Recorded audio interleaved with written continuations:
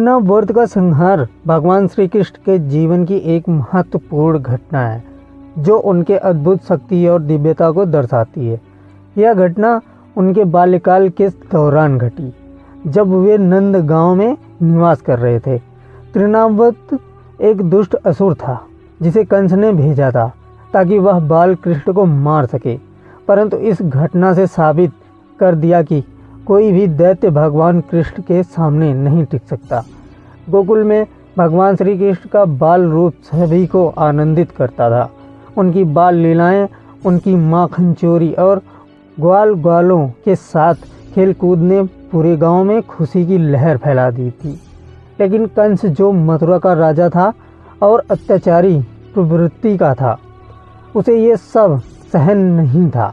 वह जानता था कि देवकी का 8वां पुत्र ही उसका काल बनेगा। उसने कृष्ण को मारने के लिए कई दैत्यों को भेजा, जिनमें से एक तृणावर्त था। कंस ने तृणावर्त को बुलाकर उसे यह जिम्मेदारी सौंपी। तृणावर्त ने तुरंत अपनी शक्तियों का उपयोग करके आंधी के रूप में नंद गांव की ओर प्रस्थान किया। उसकी योजना थी कि वह बाल कृष्ण को उठा ले और उन्हें आकाश में ले जाकर मार डाले। तृणावर्त की ताकत इतनी अधिक थी कि जब वह प्रकट हुआ तो पूरा गांव भयभीत हो गया। उस दिन नंदगांव में अचानक तेज आंधी चलने लगी।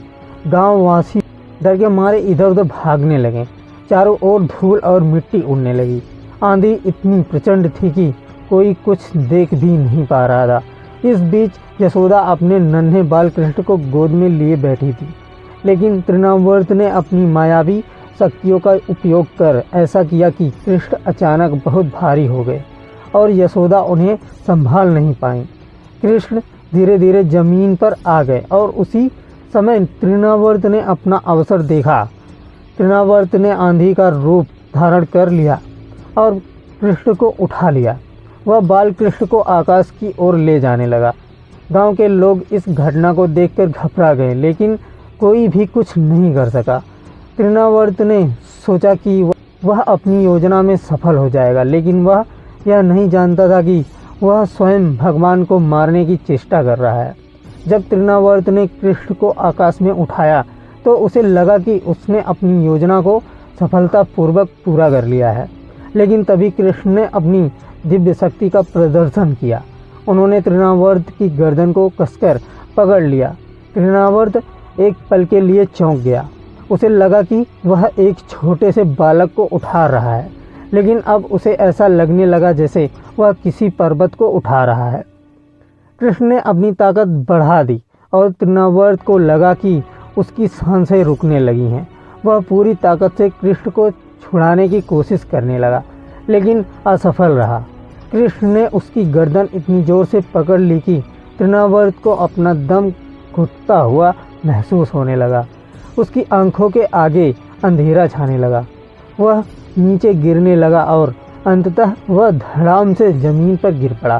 तृणावर्त का जीवन वहीं समाप्त हो गया। तृणावर्त के मरते ही आंधी थम गई। सब कुछ सामान्य हो गया। गांव के लोग धीरे धीरे अपने घरों से बाहर निकलने और जो दृश्य उन्होंने देखा उसे देखकर वे दंग रह गए। तृणावर्त का विशाल शरीर जमीन पर पड़ा था और बालकृष्ण उसके ऊपर खेल रहे थे, मानो कुछ हुआ ही ना हो। सभी ने कृष्ण की ओर दौड़ लगाई। यशोदा ने अपने पुत्र को गोद में उठाया और अपने आंसुओं को रोक नहीं पाई। गांव के सभी लोग कृष्ण की महिमा का गुणगान करने लगे।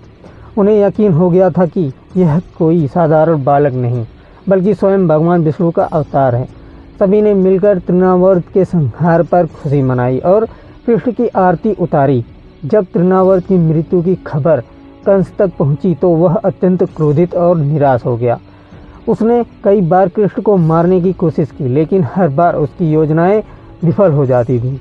उसे समझ में आ रहा था कि कृष्ण कोई साधारण बालक नहीं है और उसका अंत निकट है। इस प्रकार तृणावर्त का संहार भगवान श्री कृष्ण की लीलाओं का एक और उदाहरण था, जिससे यह सिद्ध हो गया कि कोई भी शक्ति भगवान की मर्जी के बिना उनके भक्तों को नुकसान नहीं पहुंचा सकती।